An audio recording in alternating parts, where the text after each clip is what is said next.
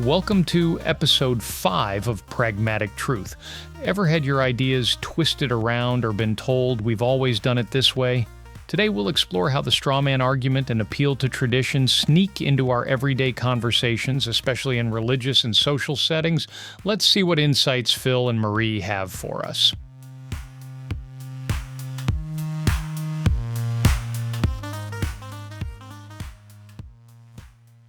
Ever get that feeling like, hold on, that argument makes no sense? Yeah. But you just can't put your finger on why. Oh, absolutely. Well, get ready, because today we are diving deep into the wild world of logical fallacies.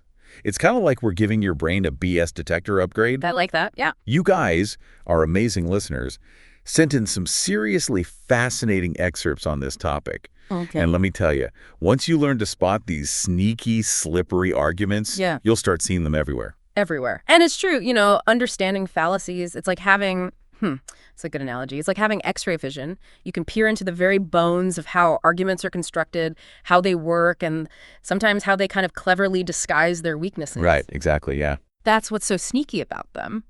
And this is useful, it doesn't matter if you're reading news articles or you're prepping for that big meeting at work. Oh, yeah. Or even just trying to navigate those, shall we say, spirited family dinners. You know the ones I'm talking about. Well, I've had a few of those. Right.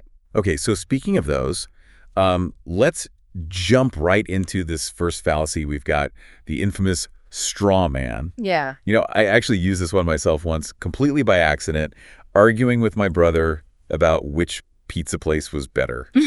He's obsessed with this place downtown, all these gourmet toppings, fancy stuff. And I was like, so what you're saying, simple pepperoni is boring. Classic. I totally missed his point, completely misrepresented his whole argument. It was bad. Well, you did exactly what the straw man fallacy is all about. You unknowingly created this weaker, easily dismantled version of his actual argument. So instead of really engaging with his genuine preference for variety, for all those toppings he likes, you built up this image of him being this pepperoni-hating monster. You built a scarecrow. A scarecrow to knock down, right? Easy to knock down. And that's the point of this fallacy. You create a distorted version of someone's argument that is very easy to defeat. I felt awful once I realized what I did. Of course. We've all been there. It's exactly like that example from the tech policy debate that you shared before we started recording, where someone who is advocating for data privacy, for everyday users, gets slapped with this label of being anti-innovation. Right. But that's not their argument at all. They're not against progress. They just want some safeguards in place. So how do we actually counter this fallacy when it happens to us? How do we deal with someone who's using a straw man argument against us? Yeah, good question. It's tricky. I'd say it's all about gently calling out that distortion, that misrepresentation of your argument. You can just say something like, hey, it sounds like you're saying, and then you insert their straw man version of your argument. But actually my point is, and then you restate your actual argument clearly. Right. Bringing things back to the real issue, and you do it without escalating the conflict, ideally. I like that. Bringing the logic back into the conversation. That's great advice. Okay, this next one, this one really resonates with me. We've got the appeal to tradition fallacy. It's like saying, and I love this example, we've always used carrier pigeons for all of our communication needs, so why change now? If it ain't broke, don't fix it. Even though, hello, we have email now. Right, exactly. And look, tradition, oftentimes, it carries valuable knowledge. There's a reason why we've done things certain ways for a long time. Sure, of course, yeah. But the fallacy, the issue, is when we cling to that tradition blindly without questioning, even when there might be much better alternatives available. Think of, imagine a company that insists on using this outdated software just because, well, that's how we've always done it. They could be missing out on so much. Efficiency, new opportunities, they're stuck in the past. Totally. It's insisting on paying for everything with seashells. Because, hey, it worked for ancient civilizations, right? Precisely. Now, I want to be clear. This isn't to say that tradition is inherently bad or anything like that. No, of course not. It often reflects this accumulated wisdom, right? Tried and true methods.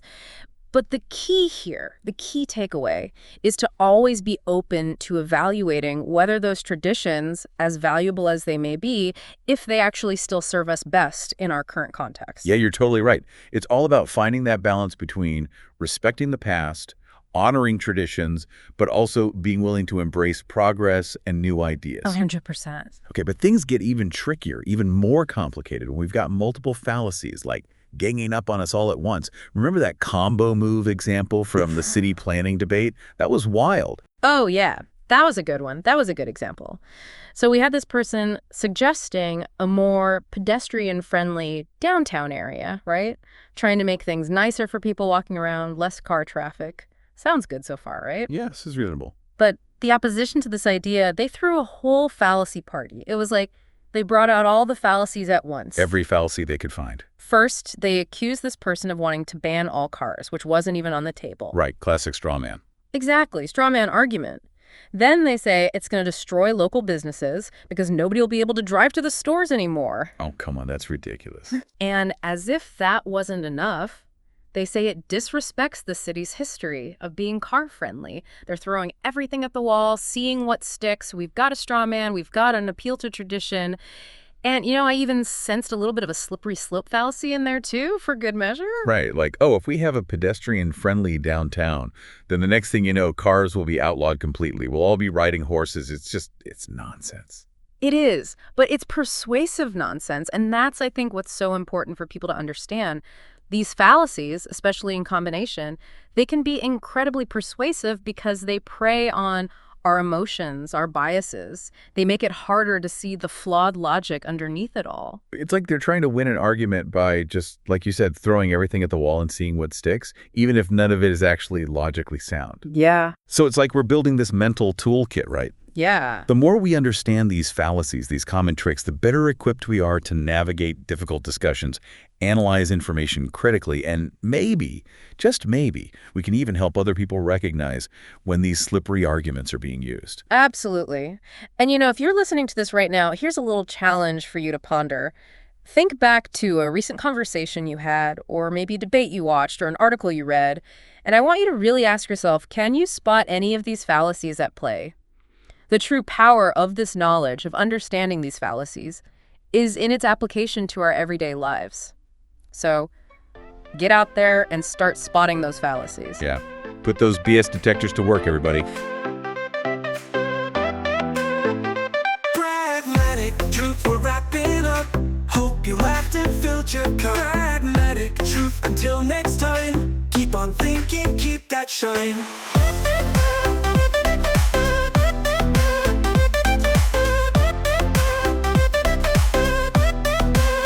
We shared some laughs, we shared some facts. Pragmatic truth had your back. If you learned a thing or two, that's a win, thanks to you. Stay curious, stay bright. Pragmatic truth says goodnight. Keep exploring, keep the groove. Life is better when we move. Pragmatic truth will meet again. Until then, my clever friend, keep it positive, keep it smooth. Signing off from Pragmatic Truth.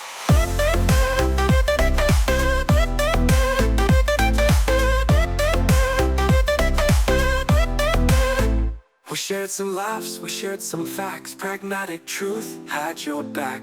If you learned a thing or two, that's a win, thanks to you. Stay curious, stay bright. Pragmatic truth says goodnight.